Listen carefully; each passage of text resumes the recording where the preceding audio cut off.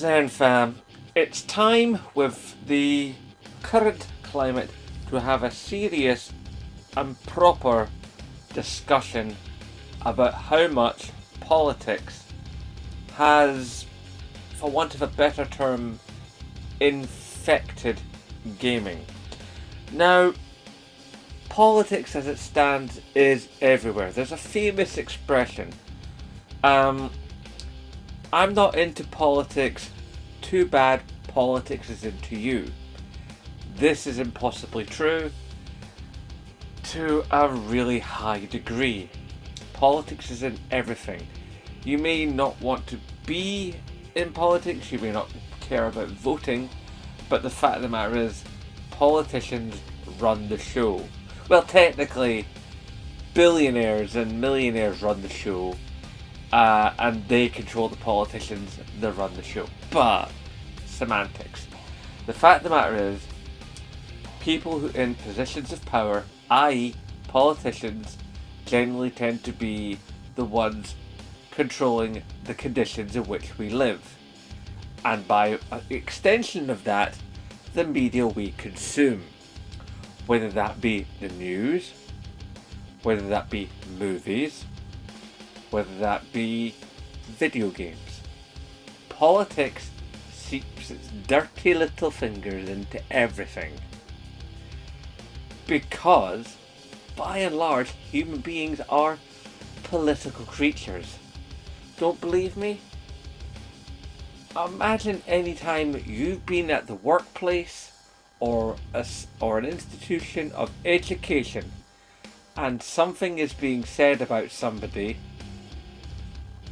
That's inherently a political move. People will maneuver other people to go along with their position or go against the position of another. This is politics at its most base level. We tend to try and garner the attention of others and hopefully the minds of others towards a particular will. To a certain extent, YouTubers do this. We look to hopefully gain your attention and speak upon what we want to speak upon and have you follow what we're saying, because what we're saying we believe to be the truth.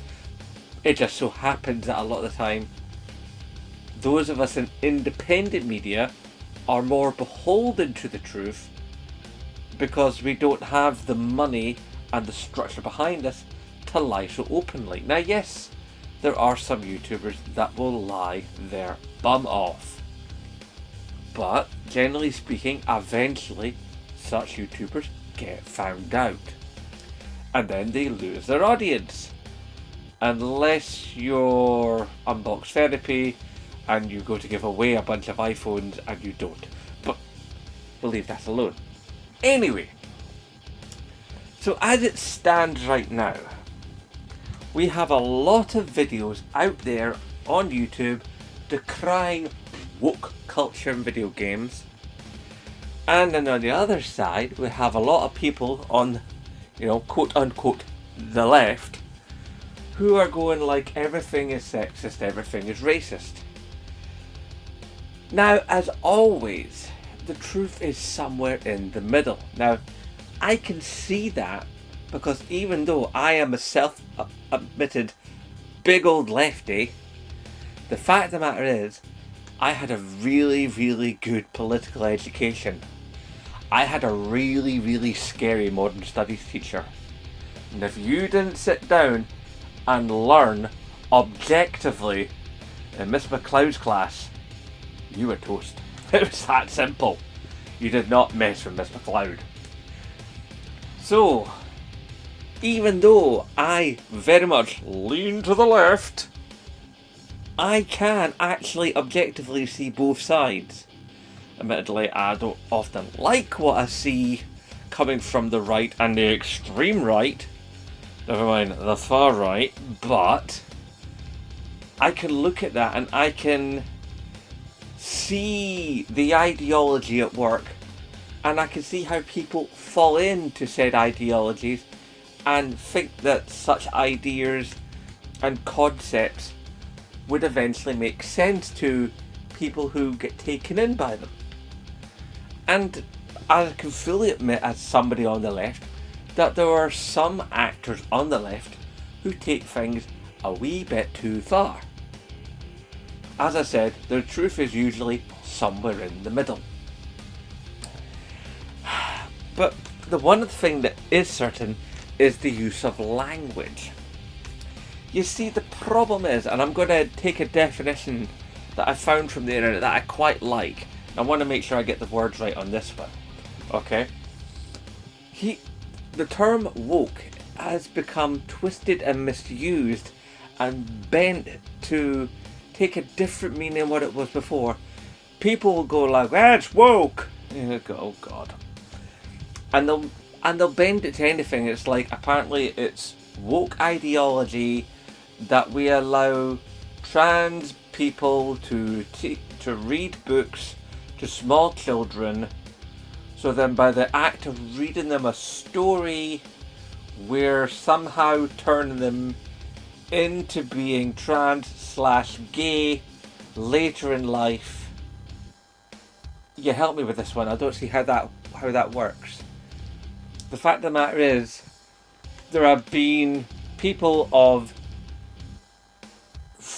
have been gender fluid pretty much since the dawn of times.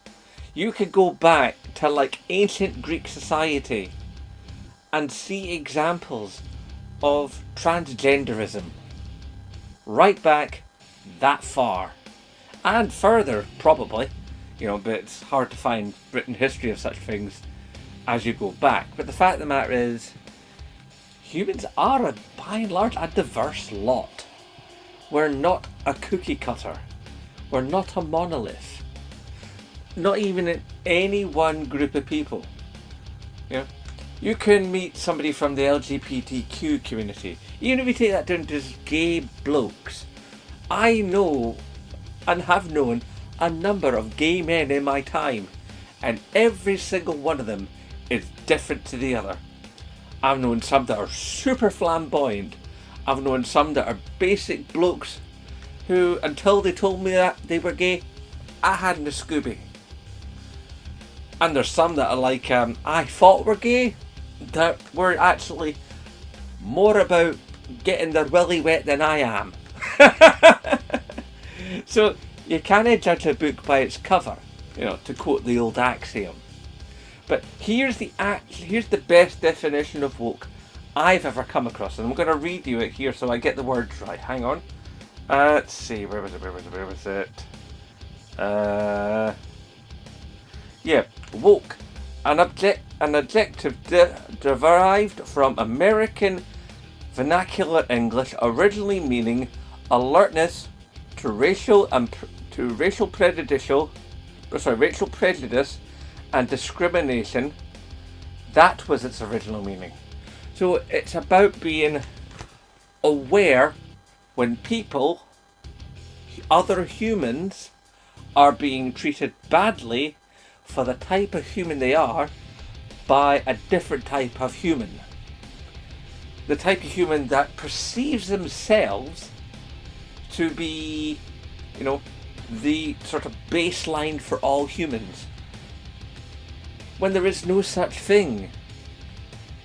I mean, how many times have you heard people say there's no such thing as normal? We're all abnormal to each other. We're all aliens to each other because we've all grown up. Even in people who've grown up in similar situations, we all have a different psychology, we all have a different sense of humour, we all have a different way of seeing the world. Some of it's biological, some of it's psychological. Like me, I'm colourblind. That, on a very base level, changes the way that I look at the world. And then it's the way you've been raised by your parents. That can change how you look at the world. I came up mostly by a single mum. I grew up in an environment where we had no money, where I learned to look after my possessions, and I learned to be careful with money, but not to the point where I was cruel to other people. I was taught that you get what you give and you give what you get. You meet the energy. You don't be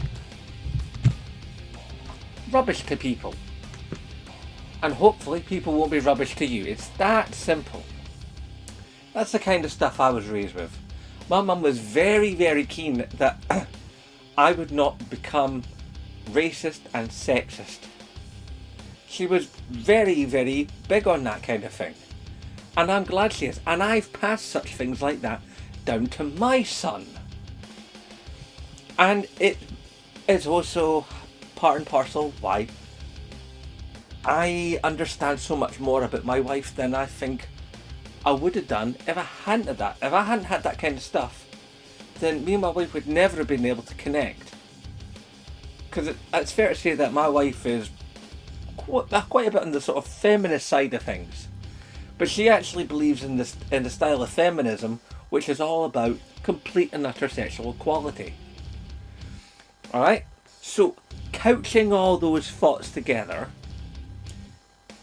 as a gamer and as a person that speaks on the internet about video games, and as somebody who was growing up with a deep love of politics.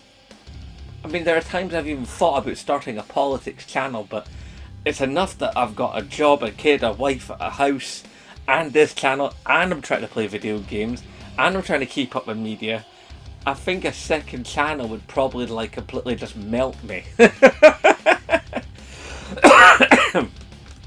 Right, so let me break it down quite succinctly for all those people out there who are confused about the idea of wokeness inside video games. Alright, people go, well, this game has got all these selectors for pronouns, and it's got all these selectors for skin tones, and it's got all these selectors for this, that, and the other, and there are gay characters, and there are trans characters, and there are ethnically tinted characters, and there's this, and there's that, and there's this, and there's that. You know what? You don't have to do that. Okay?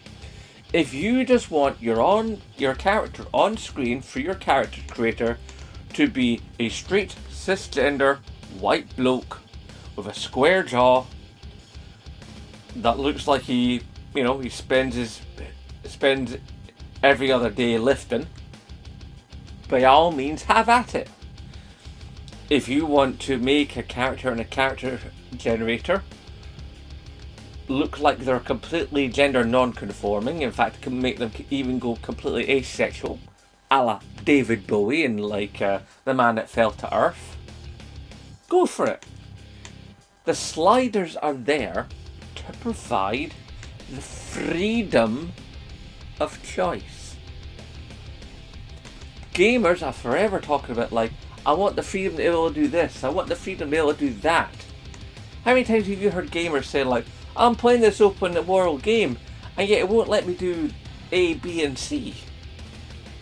Yeah, that's because of the limitations of the world and the limitations of the system which we're playing upon. That area you want to drop into from the air, from the point you leave the aeroplane or helicopter or whatever, there's got to be animations for that. There's got to be the space between the two areas has got to be generated. There's got to be a transition from the skybox to the ground. You've got to have a way of landing. You have got a way of floating down. The gravity physics have got to work. You might have to deal with. You might have to generate wind currents, all depending on how deep the game goes. And then the assets, wherever you drop down, also have to be created. And then it's a game where you're literally taking a plane from one place to another place, and then all of a sudden you're dropping into another place that isn't part of the scripted idea of events, or the possible script idea of events. Then the game has to deal with that and has to generate those assets, or have those assets on file so they can be pulled up when the player does something completely and utterly unexpected.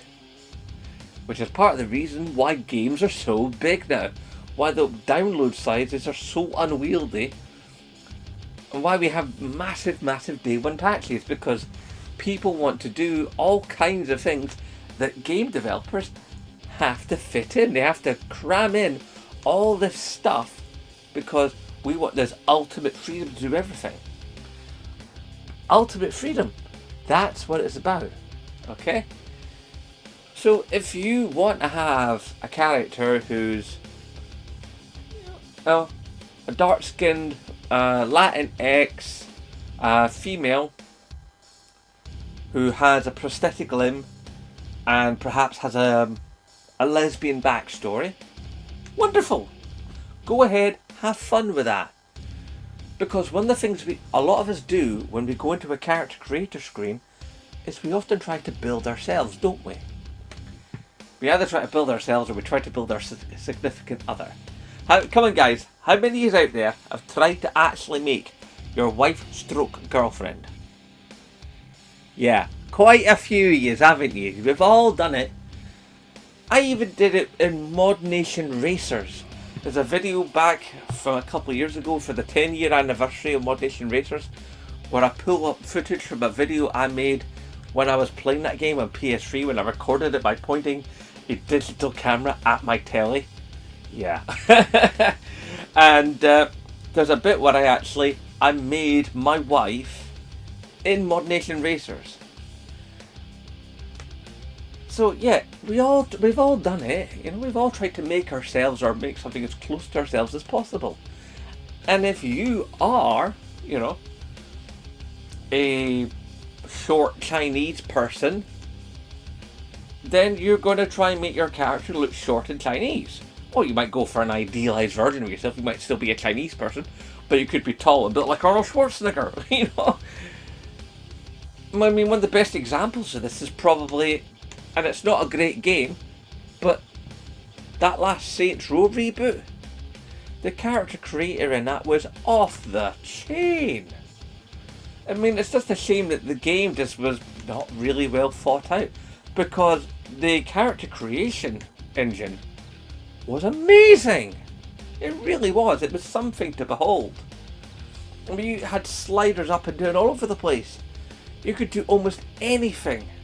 And the more experience and stuff you did in the game, the more options you'd have. So there was a push to play the game further so you could make your on-screen character more like yourself, or more like the idealized version of yourself, depending on what you want. And this was all quite lovely. But the thing is, you don't have to do that. They're just options.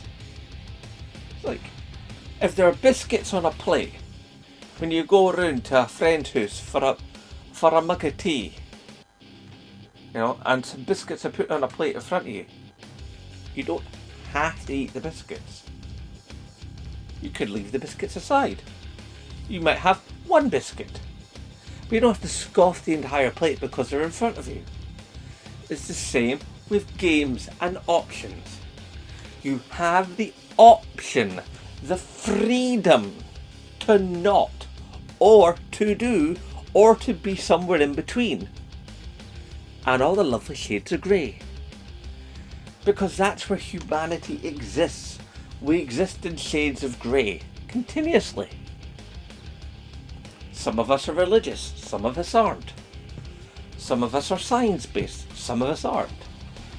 Some of us believe wholeheartedly in one political position, and some of us believe wholeheartedly in a different political position.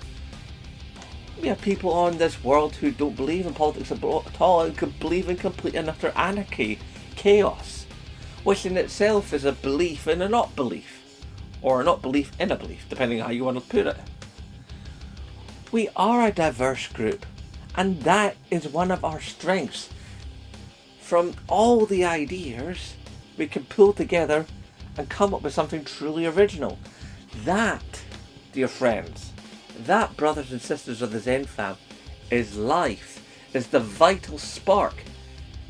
That's something that hopefully we never lose, and we never, ever, ever give over to AI. Okay? I mean, taking it back to like Greek mythology, okay? Zeus didn't want man to have the spark of creativity Because when man would have creativity, man would no longer have need of the gods. Man developed creativity, thus man spurned the gods.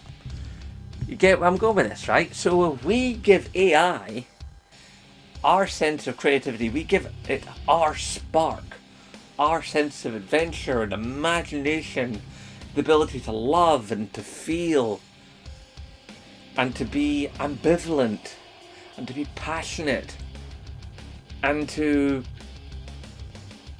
for no good reason at all, say, no, I just don't like that. Not have an analog decision, but actually be able to, a digital decision, have an analog position. That's a big part of being human. And, gamers, like everybody else on this planet, are human. And I personally think it's not too big a stretch to treat our fellow humans, our fellow gamers, as we ourselves would like to be treated. I mean, like when you get guys online, and sometimes women, but it's mostly young guys that are the perpetrators of this, and they hear a female voice, on the rare occasions that some women are actually brave enough to use her microphone or forgets that her microphone is turned on and says something, she's then met with a wall of guys going, "Oh, I love make me a sandwich! Hey, there's a woman in here!" Oh, God. It's depressing. As a bloke, I find that depressing. Put yourself in that young woman's shoes, if you will, just for a minute, guys. Imagine you're trying to play your video game. You've had a long day at work or at school, or you've just had a difficult week with the family, whatever. And you play video games to decompress, to forget the world. That's one of the main reasons we play, isn't it? Because we look to forget the world. And then the world comes crashing in to your video game and makes the video game that you're trying to escape the world with become just like the world you're trying to escape from. That's not fair. It's not cool, it's not big, it's not clever.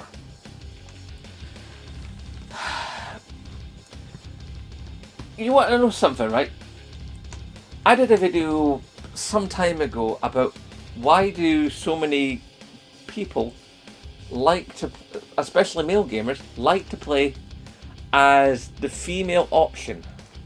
Now, for some cases it's mechanical because a female form, generally speaking, is smaller than a male form and therefore has a smaller hitbox. Then you get some of the more base elements of gaming where the guy goes, "Well, I like to look at a nice bum." Right.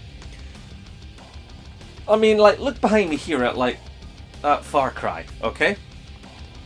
Now, this was a great game, but the fact of the matter is, you can be any number of people, you can have any number of looks, but the fact of the matter is, 99.99% of the time of the game, you don't really see the character. All you see of the character, I mean, look here, all you see of the character is the hand. You see the hands of your character. That's it. Most of the time, you're looking at a weapon. You're not even really looking at the weapon. Where you're looking at is the reticle. You're looking where the target is. And you're looking around the target to make sure nothing comes around so you can shoot it and then not get shot by it. So this whole idea that we've had with games like Concord, for instance, where people go, Concord failed because it was woke agenda and horrible character models.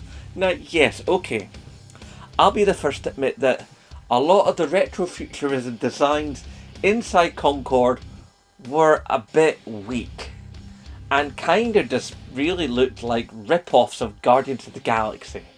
That's something I think a lot of us can agree with.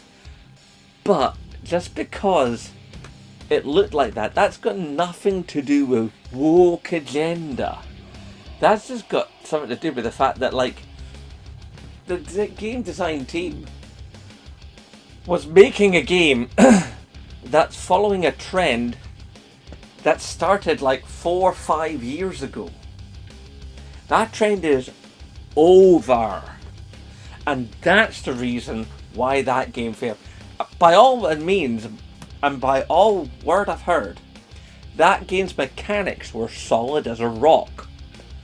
The problem is because games are so big and so sophisticated, and they take now so long to make, that basically, by the time they get made, the trend that they were made to fit within has passed. The moment is gone. In fact, 2 or 3 trends have probably sprung up in the time between the game's inception and the game's delivery. That is partly what killed it. Or you could talk about Suicide Squad killed the Justice League.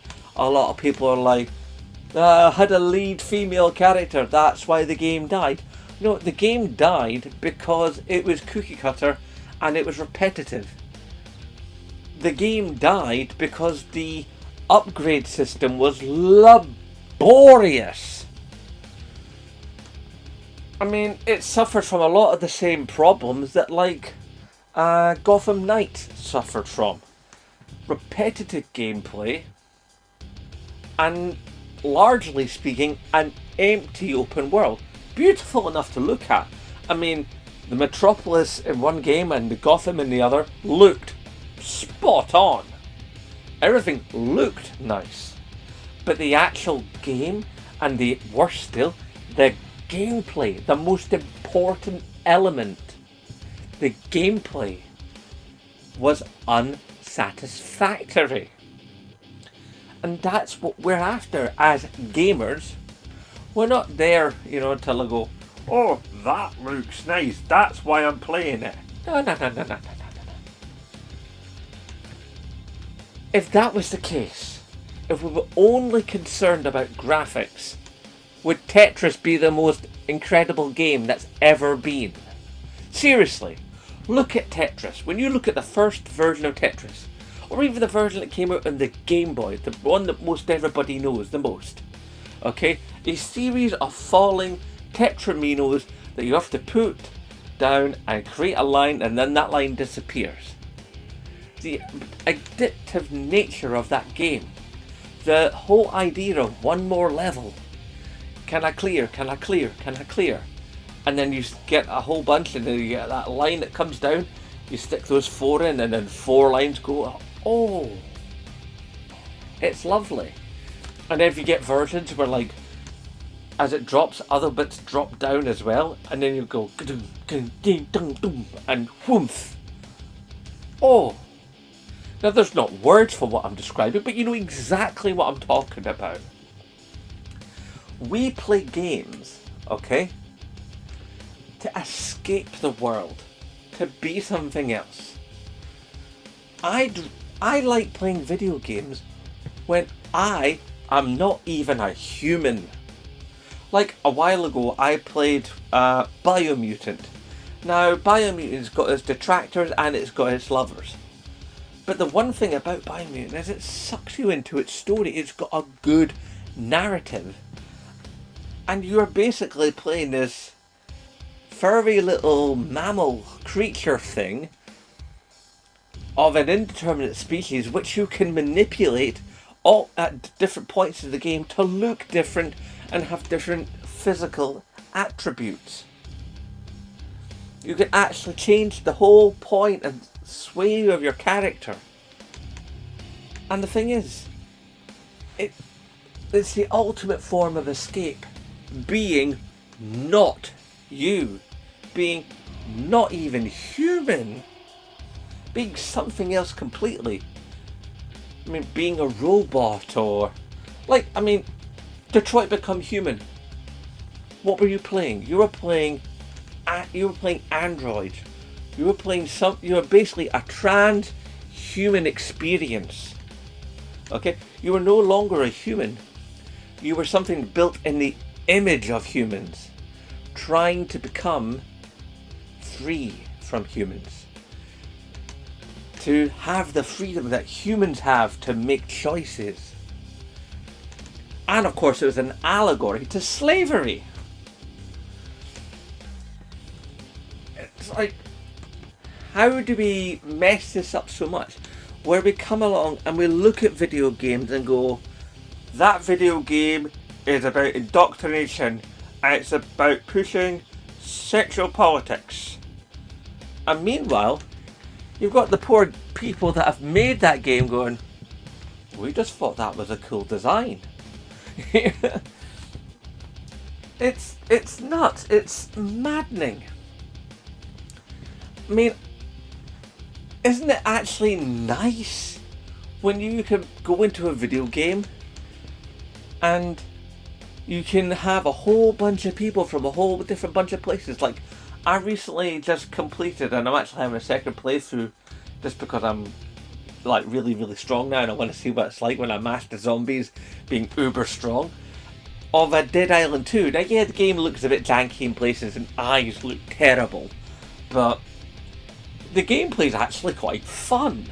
But one of the things that really struck me in the game from a very early point is, because it's this international holiday destination, everybody you talk to in that game has an accent from somewhere else in the world. There's like there's Samoan people, there's South Africans, there's English, there's like Australian, and there's like African people, there's like people from the Caribbean, there's people from the tiger economies, Europeans, Americans. It's actually kind of wonderful because there's this wealth of accents, but the only thing I didn't hear in the game was Scottish. It's just like, the only Scot in the game is me. But yeah, I really liked that. It gave the game extra flavour. It made it more believable. It made it seem more like the world, but obviously a world where it's all gone mad and there's zombies trying to eat your face off. And that was brilliant. I say more of that. You know, people always go like, let's have really beautiful games. Let's have incredible sort of worlds that are like next to realistic. Let's jump the uncanny valley and have photorealism. Fine, have photorealism. But also realise, if you want photorealism, then humans, by and large, are a fairly plain lot. I mean, like, look at me, right? Seriously, I mean, if I get close to the camera, right, have a look at me. I mean, I've got lines here, I've got lines here, I've got a wee bit of crow's feet kicking off. I've actually got a little bit of dry skin going on here where my beard's coming in, because I've got rubbishy skin. I'm no oil painting. Most of us out here in the real world, right, look at, you know yourselves, you know your own wee flaws, you know where you'd like go, oh, I'm not happy about that bit of me, oh, I'm not happy about that bit of me, oh, my pecs, oh god, there's like, there's a lot of grey. I mean, this used to be brown.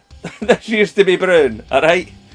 I mean, look at it, it's the winter coat is definitely in, alright? I mean, yeah, I'm 50.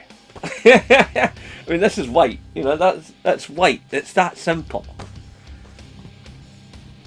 I mean, the only thing that's really left that's got any colour in it is my chest hair, and that's not as dark as it used to be, or even like the hair on my shoulders. I mean, that's just not very pretty, is it?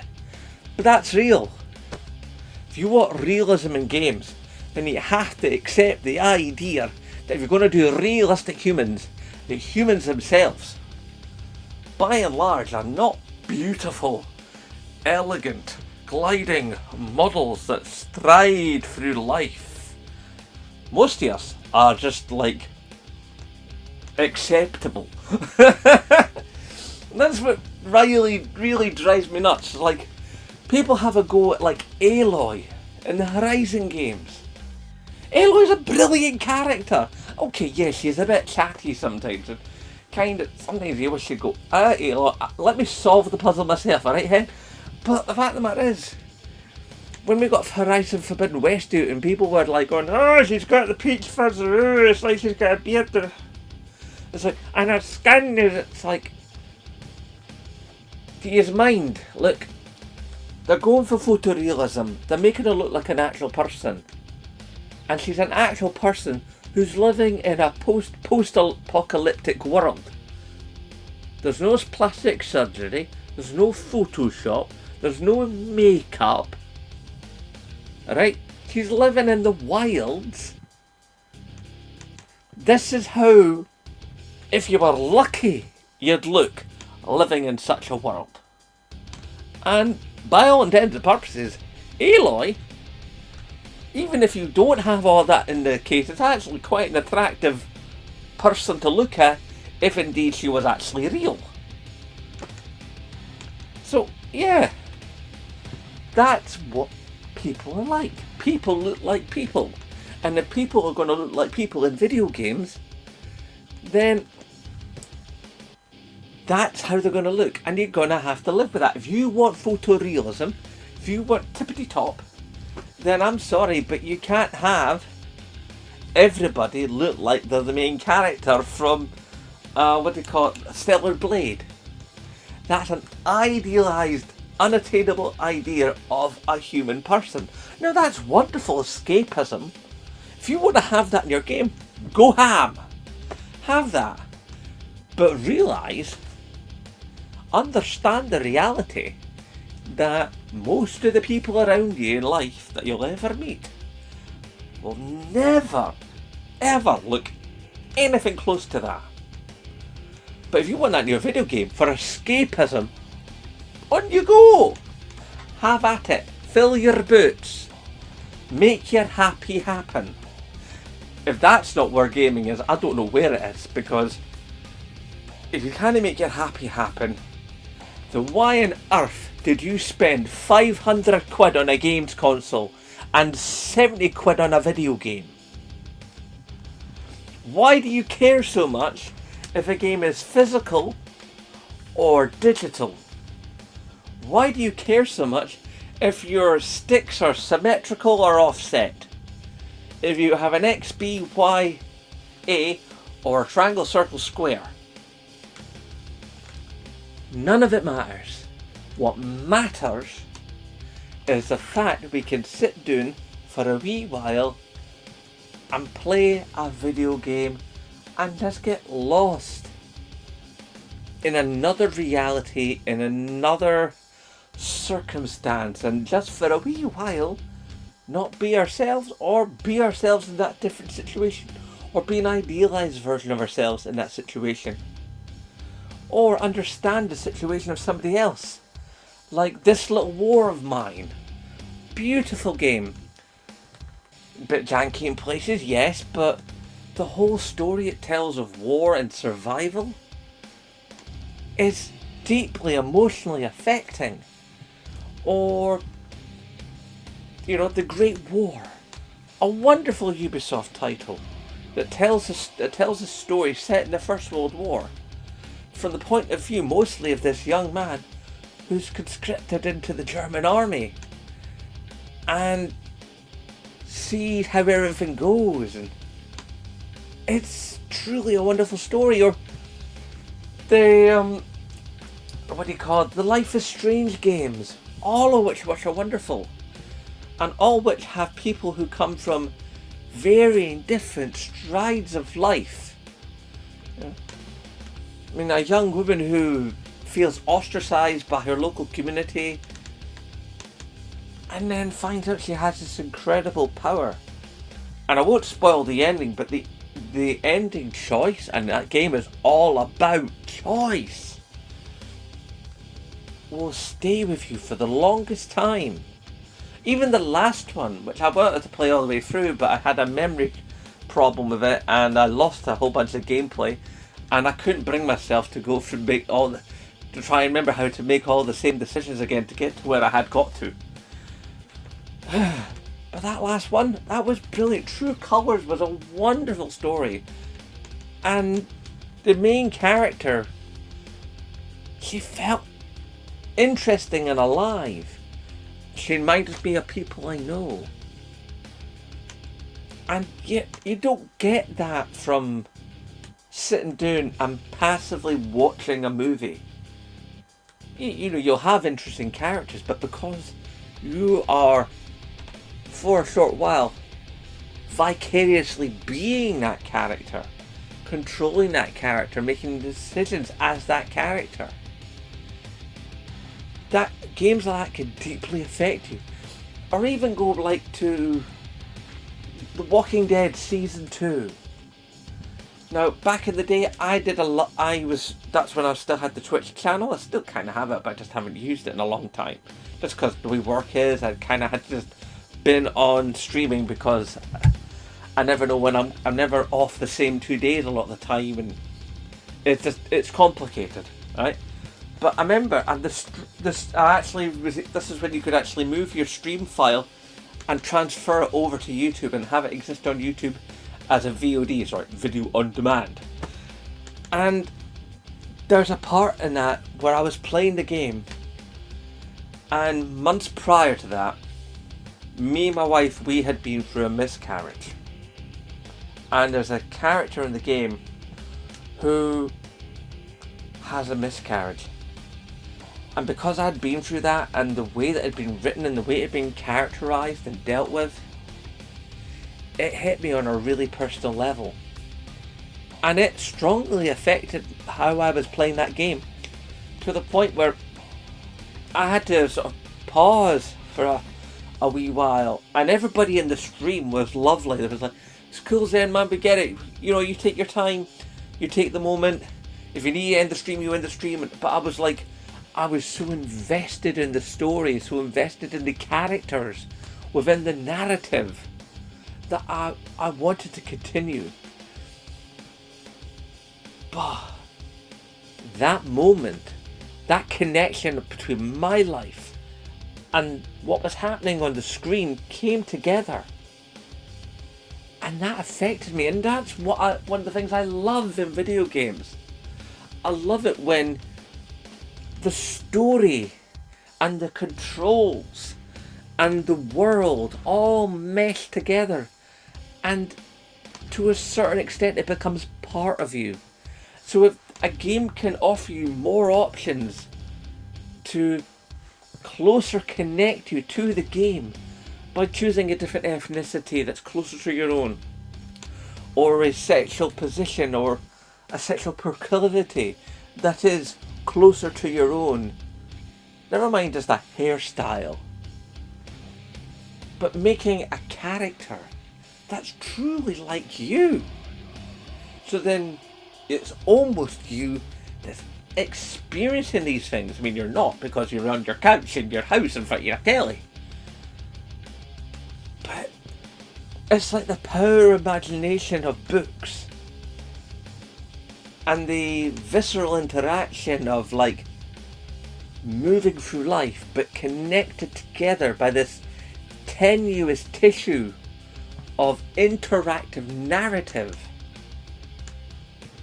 that when we start describing it in terms of left-wing politics and right-wing politics, it devalues and degrades not only the art of video games, but it degrades and belittles us as human video gamers, as people.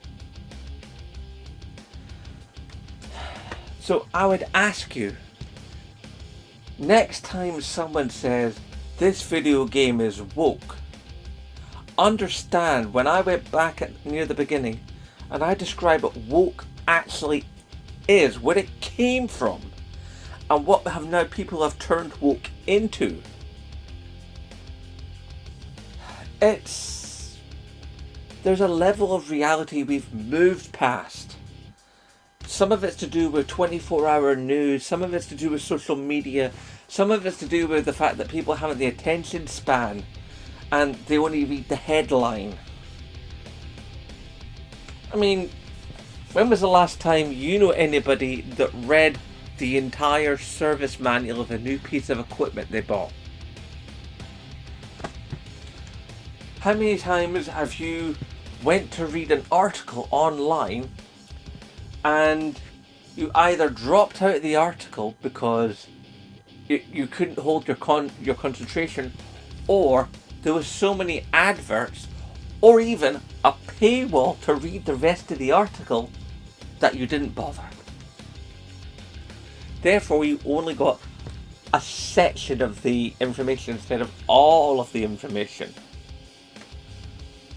How many times have you been on social media and somebody says, this thing happened, and then in the comment section you'll read, somebody will say, cite your source, and they never cite their source.